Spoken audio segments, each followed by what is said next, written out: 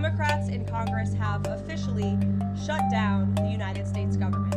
House Republicans passed a nonpartisan, clean piece of legislation to extend current government funding until November 20. Democrats in Congress have officially shut down the United States government.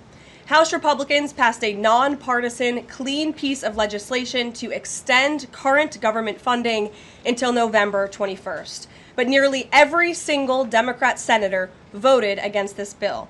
To be clear, this was the exact same bill that Democrats approved 6 short months ago in March, just adjusted for inflation. This is the same kind of clean funding bill that Democrats passed 13 separate times when they held the majority during Joe Biden's administration. So the American people woke up this morning and asked the obvious question: why is the government shut down right now? The answer is pure partisan politics being played by the Democrat Party.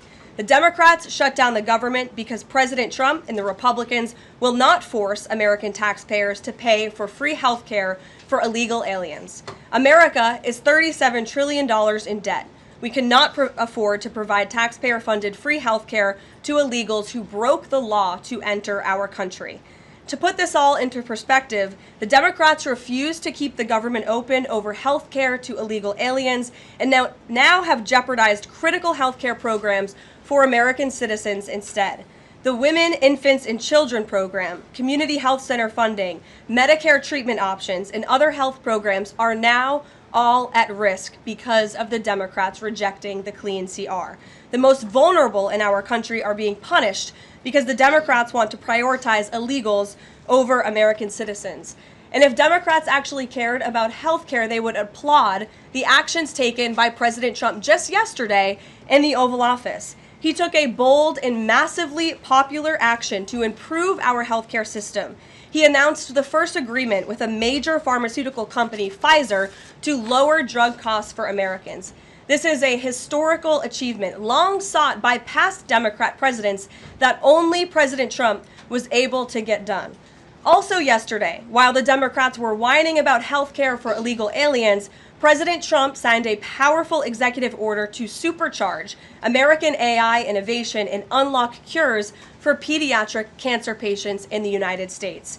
While President Trump took action to lower drug prices and improve the lives and the care of American children with cancer, again, Democrats are fighting to give health care benefits to illegal aliens. The Trump administration is fully committed to lowering healthcare costs and advancing policies that will save American lives. But right now, we need to keep the government open and funded.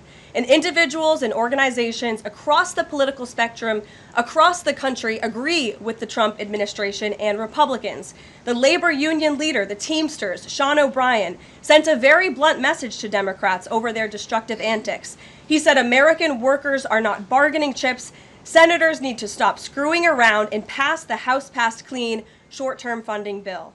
The U.S. Chamber of Commerce, the world's largest business organization, called to immediately pass the Republican clean CR, saying, quote, shutdowns are harmful to the economy, the American people, and our national security. And even Democrat Senators Cortez Masto and Fetterman acknowledged that their party is betraying the American people with this costly and chaotic Democrat shutdown.